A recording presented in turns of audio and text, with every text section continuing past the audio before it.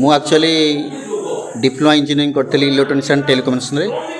तापर मु देखिली आम एपट एरिया रे बहुत गरीब पिला अछंती जो माने कि मैट्रिक रे भल रिजल्ट करछंती किंतु प्लस 2 रे अनसक्सेस होउछंती। तेणु मु स्थिर कली ये पिला मानकु उत्साहित करिवि आ से बाबद रे मु गोटे कोचिंग क्लास कली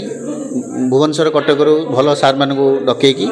आउ ये जो मेधावी अभिनंदन होउची मो मन रे आसिला एथि आसे पिला मानकु टिके उत्साहित करिया पड़िबो। तेणु आमर सारे डॉक्टर सुशांत दास से माने तांको संगे मोर भल संपर्क से मते फोन करी कहले आ तुम अंचल रे मु कहूची सेते जो पुरातन काल जो 65% नंबर रखुते एक्चुअली से पिला टैलेंटेड थिले किंतु एबे जो 90 आ 95% रहउची से पिला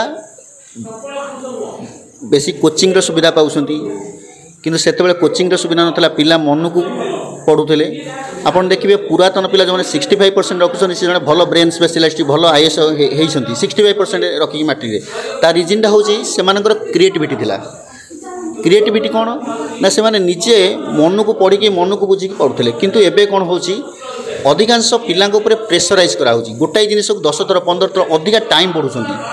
आउ मार्किंग व्यवस्था भी अधिका नंबर रखिया पई दायी आउ क्वेश्चन जो पैटर्न आसी सी अधिका मार्क रखापी दायी अच्छी। पूर्व जो क्वेश्चन आसूला बहुत लेंदी क्वेश्चन और लंग क्वेश्चन आसूला एवं लंग क्वेश्चन कमी जाकि प्राय 70% MCQ आसूँ सर्ट क्वेश्चन आसूँ जो थे कि मार्क रखा अधिक हो जाऊँ मैंने भल पिला से अधिक मार्क रखी दौरान किंतु मो मत पुरातन कालर जो सिस्टम थिला सेटा एक्चुअली भल थिला। पिलांकर क्वेश्चन पैटर्न भी आउची बारी बोर्ड भी छाड़ी दौर यही प्रकार क्वेश्चन पड़ो कि पूर्व सेमती किसी क्वेश्चन पैटर्न ही आसूना पिला मन को पढ़ी परीक्षा दौले। आउ गोटे जिन हूँ से डबल विषय थिला फास्ट सेकेंड ईयर क्वेश्चन मिसई पड़ता एवं गोटे ईयर क्वेश्चन पड़ी तेणु यही सुविधा जो परसेंटेज मार्क अधिक हो जाऊँगी सेटार प्रत्येक जड़े शिक्षक हो तो पेरेन्ट हो जिते से जो पिला को गढ़ी थे से सक्सेस पाइब जड़े टीचर हिसाब से बहुत खुशी हम मुझे बहुत खुशी मो पिला माने सक्सेस हेले आ जो मैंने भी विफल होती मुझे आश्वासन दिए जे भविष्य में केमती सक्सेस हम फेलर तो आसीपे जीवन में तेणु से मोर गोटे बड़ मोटो जे जो मैंने फेल हो जाती विफल हो जाती प्रति मुझे बेस ध्यान दिए हबार केतक रिजन अच्छी। फास्ट हूँ बर्तमान जुगे बेकारी समस्या अच्छी जो मैंने शिक्षित हो जाती पिला जॉब फब न पाइला से माने माने बाध्य होती टीचिंग दबा ट्यूशन कोचिंग सेंटर खोलिया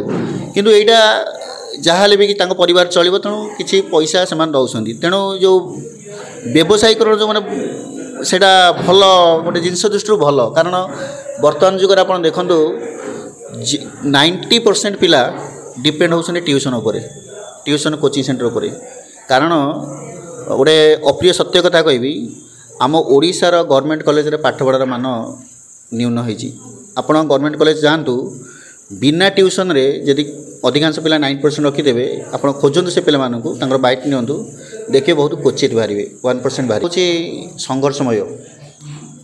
आउ